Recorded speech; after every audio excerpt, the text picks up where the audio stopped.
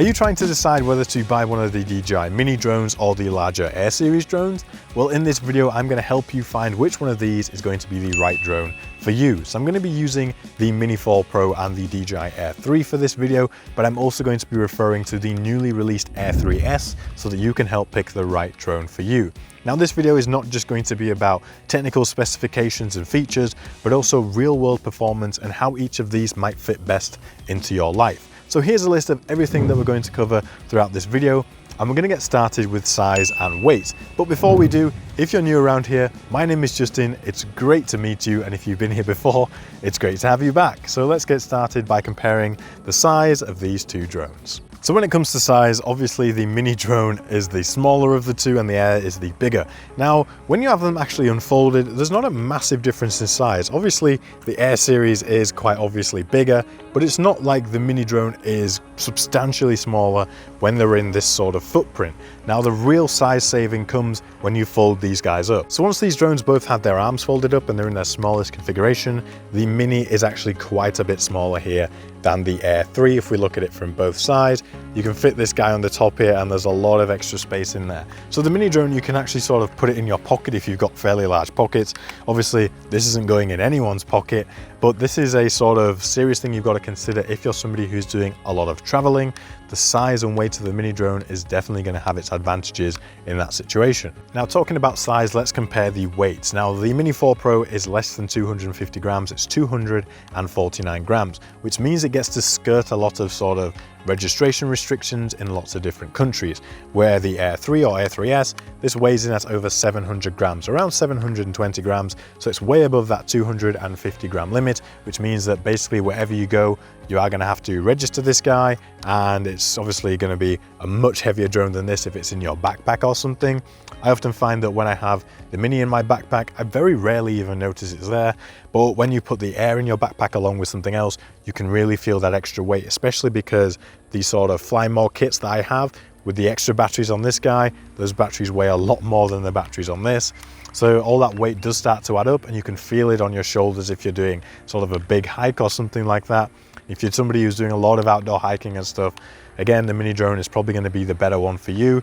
And especially if you're taking sort of multiple drones, unless you're happy carrying a big backpack, then you're probably going to want to go with the Mini. However, if you are just taking a singular drone, or you're going somewhere that you're not going to have to fly that much, you could probably get away with sticking the Air in there with just a single battery, because it's when you start to add those additional batteries on that the weight really starts to pile up. Now, on the same sort of theme as size and weights, let's have a look at the bags that these guys both come with. I'm comparing the Fly More bags here because this is basically the only bags that you can get supplied from DJI with these drones. Now, when it comes to the Mini, this little bag I find is so much easier to just get into a normal size backpack, along with some other things where this bag is actually quite a bit larger, and when you put this into sort of a small backpack, you don't really have much space for anything else. Whereas when I put the Mini in there, I've got space for other bits and pieces, other filming gear or some snacks and stuff.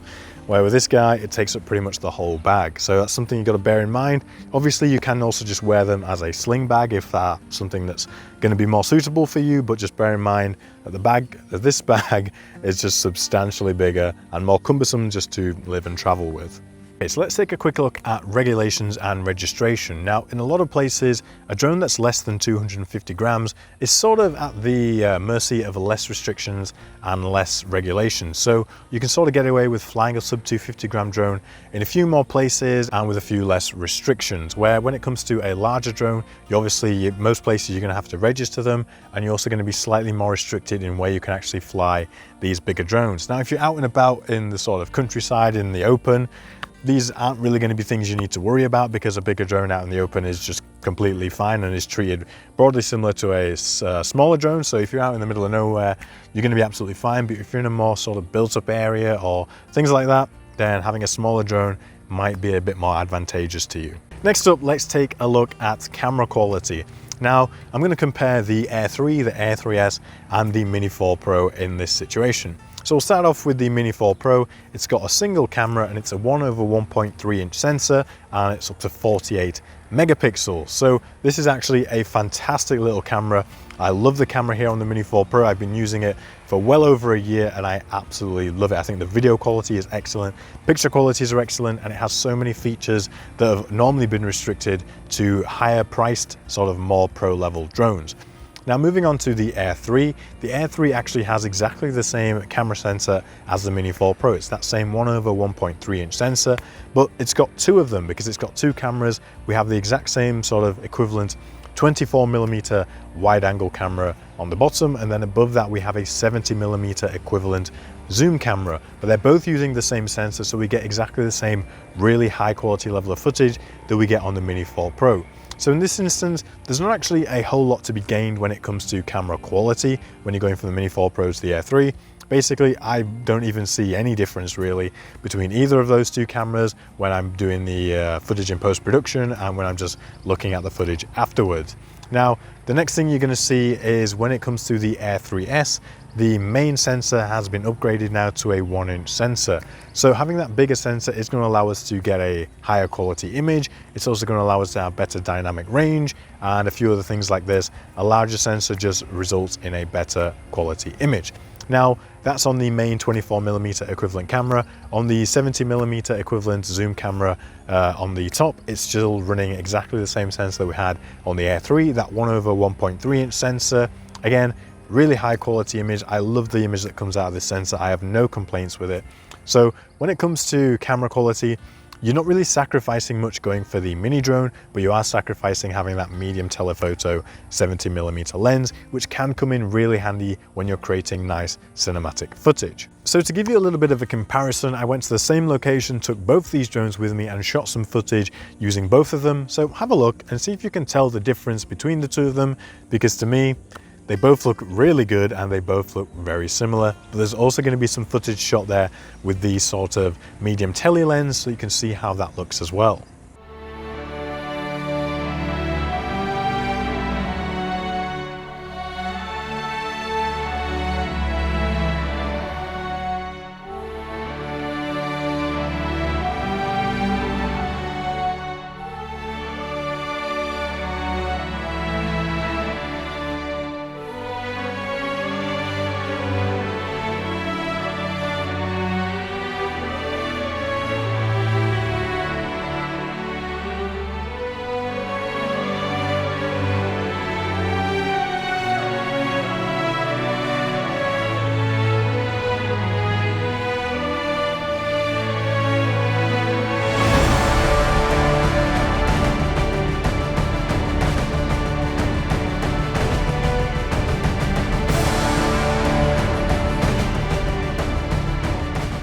Now across all of these three drones, when it comes to pictures, you can take JPEG or JPEG plus RAW. So if you want to capture an image that's ready to go, use JPEG. Or if you want to capture an image where you can do more editing in post-production, you're going to want to capture a RAW image. You can push the colors a bit more and do a little bit more with that in post-production. Now when it comes to quality and frame rates, both the Mini 4 Pro and the Air 3 can record in 4K up to 100 frames a second, where the Air 3S can now record 4K up to 120 frames a second. It's a little bit of a jump, but some people are going to prefer using that slightly higher frame rate when it comes to getting slow motion footage. Now all three of these drones will allow you to record in the normal color profile, the D-Log-M, which is my favorite color profile, and also HLG. Now the reason that D-Log-M is my favorite color profile is because it is a flatter color profile which allows you to have more flexibility in post-production with your color grading.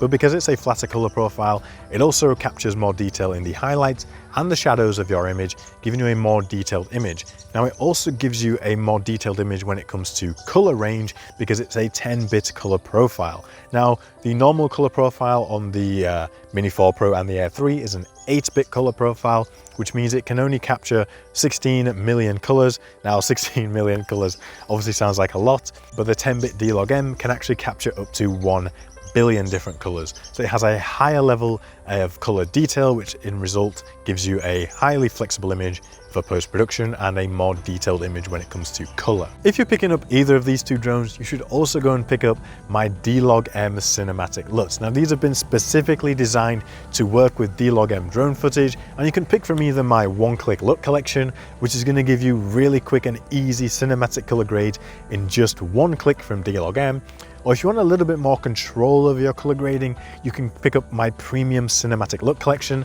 This is going to give you a little bit more control over your final cinematic look, but also give you those same beautiful cinematic LUTs that come in the one-click collection. You can find these LUTs linked in the description down below, so once you finish watching this video, click the link and go pick them up. Okay, so moving on from that, let's now talk about vertical shooting.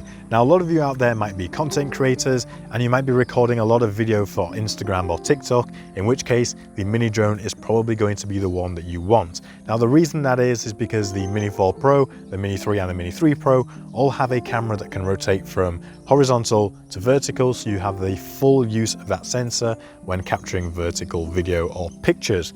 Now, when using the Air series drone, they do actually have a vertical shooting mode, which sort of gives you a slightly taller image on the sensor and it will automatically crop it to a vertical image, whether that's 1080p or 2.7K. Now, in this instance, you can still get away with really high quality vertical shooting using that bigger drone, but you are going to lose a little bit of real estate on the top and the bottom, but you can still get a really high quality image out of that drone, already sort of pre-cropped for your Instagram or TikToks. Now, when you're getting a new drone, it's important to make sure that you start off on the right foot, and my online course is exactly the right place for you to do that. Now, my online course will take you from anywhere from either a beginner or intermediate drone pilot all the way up to an advanced drone pilot and videographer by teaching you all different things like how your drone flies, everything you need to know about its camera, optimizing your cinematic camera settings, storytelling, editing, and everything that you need to become a truly advanced drone videographer.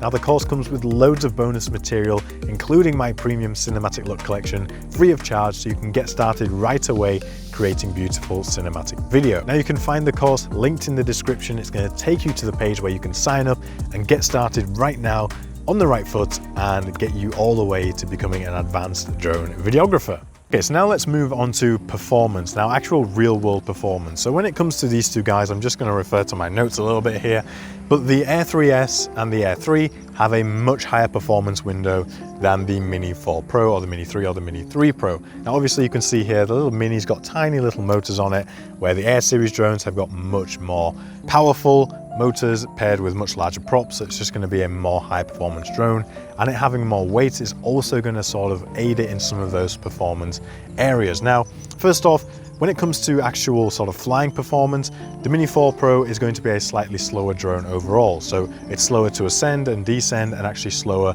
moving around. So to put it into comparison, the maximum ascent and descent speed of the Mini 4 Pro is going to be 5 meters a second, where the Air 3 and the Air 3S, they can both climb and descend at 10 meters a second, which is double the speed of the mini drones. Those bigger motors really are packing way more punch in this situation. And when it comes to flying forwards, the Mini 4 Pro has got a maximum forward speed of 16 meters a second, where this guy has got a maximum forward speed of 21 meters a second. So this guy can really cut around way faster than this if you need a more agile drone. This is where the bigger drone is going to start to pay off for you. Now, another thing you need to bear in mind is the altitudes in which you're flying, so takeoff altitudes. If you do a lot of high altitude flying, so you live up in the hills somewhere, or you often go hiking up massive mountains, then the bigger drone is going to be better for you when it comes to the performance aspect of it. Now, the mini drone with the plus battery is going to have a maximum takeoff altitude of 3,000 meters, and with the normal battery, it can take off at up to 4,000 meters, where the Air 3 is going to be able to take off at up to 6,000 meters of altitude. That's just down again to those more powerful motors, the bigger propellers. It's just got more grunt that can get it up in the sky and keep it up there at those thinner air sort of densities at higher altitudes. And the last thing I want to talk about when it comes to performance specs is going to be how these guys handle the wind. The mini drone, it's a light drone, it's not as powerful. When it starts to get really windy, this guy is going to be dancing around, really having a good time. A lot of the times it still does really well in high wind situations. I've flown the Mini 4 Pro in some absolutely ridiculous winds, up to 60 km/h gusts, and it was absolutely fine. It was dancing around, but it was fine and the image was still usable. Where the Air 3, because it's a bigger drone, more powerful, a lot more weight too as well, it's not going to get buffeted around anywhere near as much in the wind. It's a much more stable platform in high wind situations. So again, if you often find yourself flying in really windy places, the Air 3 or the Air 3S is going to be a much better choice for you. Now, they actually have different wind ratings. The Mini series I think is 10.7 meters a second, yep, 10.7, and the Air series up to 12 meters a second of wind. So you can see from that this guy is going to handle wind just way better than this guy. Okay, so let's move into a noise comparison.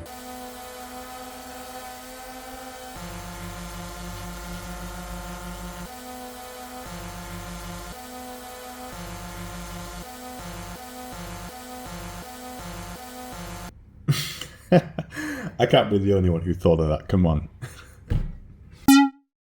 Now the Mini drone obviously is a nice and quiet little drone, but I was actually really surprised at just how quiet this Air drone is. Normally bigger drones, the noise sort of quickly ramps up, but this is actually a really quiet drone for its size. When they're just sort of sitting there hovering, the noise level isn't massively different. The Mini is a little bit quieter than the Air, but I think that when they're just sat there hovering, the Air actually has a more pleasant tone. It's a slightly deeper tone, it's more subtle, where the Mini is sort of like, I don't know, a bit more raspy. This is more of a lower pitched hum. Now, when you start getting them around and flying them around, the Mini drone, once you've got it a couple hundred meters away, you can't hear the thing at all. It just goes completely silent. Where this guy, you'll still be able to hear him when he's like 400-500 meters away. When it's moving around, it really starts to chop up the air more, and that's gonna make way more noise.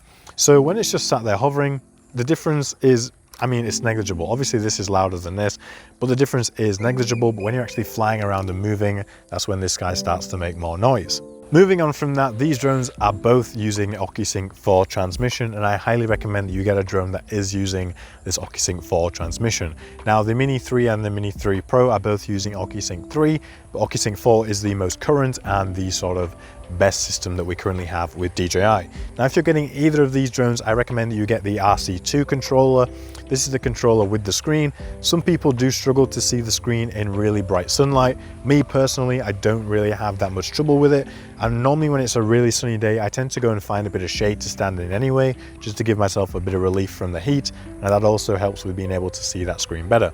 Now, this radio is absolutely fantastic, and it's actually a massive step up from the original DJI RC controller. Having used both of them, this guy is way better when it comes to performance. It fires up quicker, everything just works so much more sort of snappier and smoother. It's just a much better control than the original one, so I highly recommend, for that reason, you get OcuSync 4, get the RC2, and just don't be messing about with other controllers trying to get your phone in there, because it's just annoying. I don't like doing it. I don't know anybody who really would like doing it. So get the control with the screen, and you'll be fine. Okay, now let's talk about obstacle avoidance. Actually, you can just see the sort of sun rays dappling through. It's a beautiful sunset here in the north area of Thailand. But yes, back to obstacle avoidance.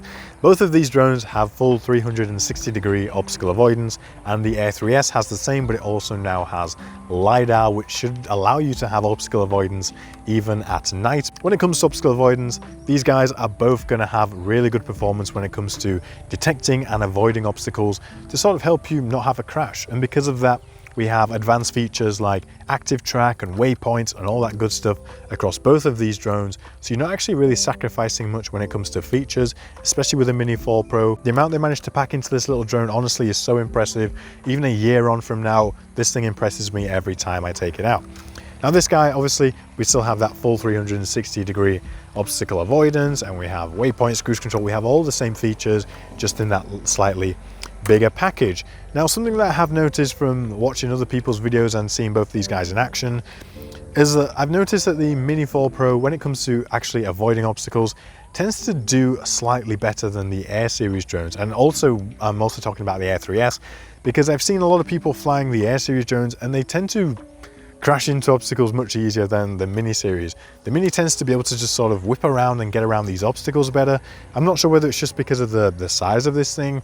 It just, you know, it's got slightly bigger footprint and the system isn't tuned to that, whereas, I mean, I would have thought it was, but I think it's just a little sort of quirk. The Mini tends to be a little bit better at avoiding obstacles than the Air from what I've seen. Now, realistically, they both do a pretty good job of avoiding obstacles. I've never had this guy crash into anything, And so far, fingers crossed, I haven't had this guy crash into anything.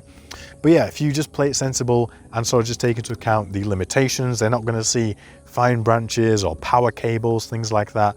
Obviously big obstacles, buildings and big trees, they're going to see and avoid, but just know the limitations of these machines. Alrighty, let's move on to battery life. Now, battery life on these two drones is actually seriously impressive, and also on the Air 3S. Now, the Mini 4 Pro comes with two battery options. You have the standard battery, which will give you up to 34 minutes of flight time, and then you have the Plus battery, which will give you up to 45 minutes of flight time. Now, obviously in the real world, you're not actually going to get those massive flight times, but on the Plus battery, I am regularly seeing over 30 minutes of flight time on the Mini 4 Pro, no issues whatsoever. And when it comes to the Air series, this guy can fly for up to 46 minutes. Now, although it is a bigger drone, it has a bigger battery, and it's able to carry that bigger battery because it's a bigger drone. So with a bigger battery comes bigger flight time. And I actually noticed that this actually seems to get closer to its stated flight time than the Mini 4 Pro. Now with this guy, I'm getting upwards of 30-35 minutes of flight time, absolutely no problems. And when I'm flying around and just enjoying the sort of flight, I just look at the battery percentage, I'm like, damn, this thing is like barely going down. It's absolutely crazy. So the flight time on this bigger guy is really impressive. And I did actually have some time, I had a few days with a Mavic 3 Pro earlier this year, and I noticed the battery life on that was actually really quite bad. Now, I think that's because sort of it's running 3 cameras, a lot more processing, and the battery life on the Air series is way better in real life applications from my testing than the performance on even the Mavic Pro series. So when it comes to battery performance, obviously with this guy, the fact that it flies for so long is just crazy. I mean, you don't need this much flight time in 2024, 2025, but the fact that we have it is really nice. So when it comes to battery life, you get the Plus battery on this, and this is obviously just got one battery. You're going to get roughly the same flight time, where if you get the normal battery to keep it under 249 grams, you're going to lose a little bit of flight time, but that's the price you pay to stay under that 250 gram limit. So next up, we're going to cover durability and build quality. Now, durability is not something that we normally talk about when it comes to a cinematic drone, but it rolls into the same topic as build quality. Now, the Mini 4 Pro, to get this thing under 249 grams, they have obviously had to make some sacrifices, and a lot of those sacrifices come in the materials that they're using. So they have to use really lightweight plastic, and they have to make it actually quite thin in places, which means you can sort of squeeze this guy, and it sort of definitely feels a little bit more on the flimsy side of things. I've not had this thing break in any way, but you can definitely feel that it is a lightweight drone. It's not really robust, but it's definitely built well enough to handle what it's designed to do. Now, when you pick up the Air series drone, you immediately feel that extra weight, and it feels way more solid in the hand. Everything just feels beefier, like it's built to just take a little bit more abuse, and everything just is way more sturdy. Now, this guy should definitely take a rough landing or an impact better than the Mini. Very light impacts, or if you just clip something and it drops down, chances are you're going to break something. Chances are on this guy, it's going to survive a crash better than this one. Now, obviously the most vulnerable areas here are the cameras, and on this guy, the camera is a lot more exposed than it is on the Mini.